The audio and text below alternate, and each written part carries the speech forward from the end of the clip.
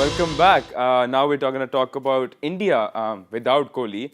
Azim, do you think where do India go from here onwards? I mean, they're happy, they're going home. Yeah, absolutely, and they should be very proud of themselves. They have showed the world that the kind of talent they have at their disposal. Someone like Kohli was not there, and it didn't seem like he was not there. India didn't need him, to be honest. In the first 3 games, they were far too dominant. Yes, they had. In fact, in the first four games, India didn't need him. They just needed him in probably the last 2 games. Let me just interrupt you. I'm very sorry, but let's just admit the fact that Kohli is the greatest of all time in this generation. Yeah, absolutely. With the power of in football, Yeah. People talk about Lionel Messi and Cristiano Ronaldo for that matter. He's at that level. Yes. And there was a time that people used to say that Kohli and AB de Villiers are like Messi and Ronaldo of cricket. But to be very honest, in the past 3 years, Kohli showed that he's far ahead of every other cricketer in the world. True. So once he's not there, it should have been shown on this team. But Team India has so much talent, and to be very honest, there is no comparison with Pakistan team. We are finding it hard to replace someone even like Shoaib Malik, who is 36-year-old. He's still our best player. And, I think Indian team should be very, very proud of themselves. And they will they'll just get stronger and stronger till the World Cup. I mean, credit goes to Rohit Sharma. I mean, absolutely. His captaincy did work out really well for India. And he captained really well. He had these certain expressions where he looked tensed, unlike Kohli. But again, he was very proactive, to be honest.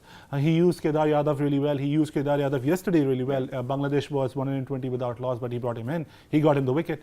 So again, it showed that he's matured as a cricketer now. There was a time when he was sort of a bash cricketer. But now he's not. He's a very mature hat. He knows what he needs to do. He's the captain of the side. He's the experienced pro on the side, and that's just there for everyone to see.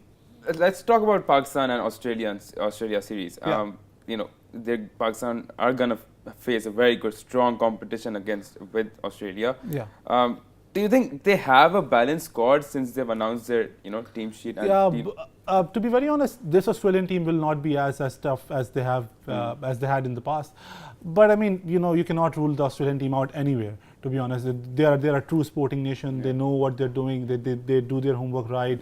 They're actually practicing with 2 spinners who are actually brought in from India, who plays in the IPL. So it's very interesting how they're preparing for Pakistan Test. And yes, I believe that this squad is not balanced again. We are going in with 5 seamers and then 3 spinners. One of them is Asif Ali. Yeah. Bilal Asif.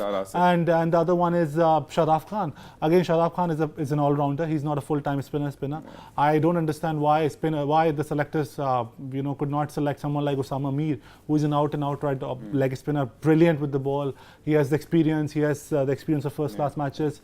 So again, this is something which can hurt Pakistan. But since the Australian team is very, very weak, I expect them to do better than what they did in the Asia Cup. So do you think this squad is good enough to face this I believe this. team? Yes, I believe this. I certainly believe that. Okay, let's talk about Mohammad Amir. Yeah. Do you think the decision to drop him was somehow justified, since he has been not that great, but not that bad as well? I mean, yes, in Test cricket he was not that bad, but in the ODIs he had a horrid time. He just claimed 3 wickets in last 12 months in 10 matches.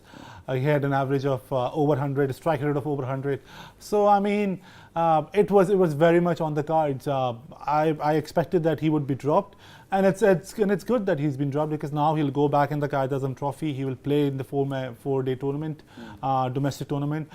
He will play for SSGC, and it is going to be very, very important for him to come back as a full-time spearhead of the Pakistan bowling attack, because to be very honest, we expected a lot from him, but in the last 18 months since he returned in the national team, it was a disaster, maybe? I mean, it was a disaster in a way, but he performed occasionally, yes. But other than that, we cannot recall a very consistent Mohammad Amir performance. I think that's his biggest flaw, consistency. Yes, I think, and they've been talked that his catches were dropped, but then again, not only his catches were dropped, there were other bowlers as well who faced the same problem, but they somehow managed to recover. Whereas Amir, just couldn't recover from that, and I personally think that, and I thought that as well back then in 2017, that we rushed him back in the national team very, very early. He just returned to the domestic circuit in September, and we included him in the national team in January. Just after 3 months, after a break of 5 years, he was playing domestic cricket. Yes. We should have given him more run. And I don't think he was wrong in this. I think the selection committee was wrong. I think the PCB was wrong in this. I think back then Waqar Younis was wrong, and I think after that Mickey Arthur was wrong that he kept pushing him and kept him in the team. Yeah. Even though he was struggling, he kept complaining about the fatigue that he's facing. Conditions So and again, so I think it was justified.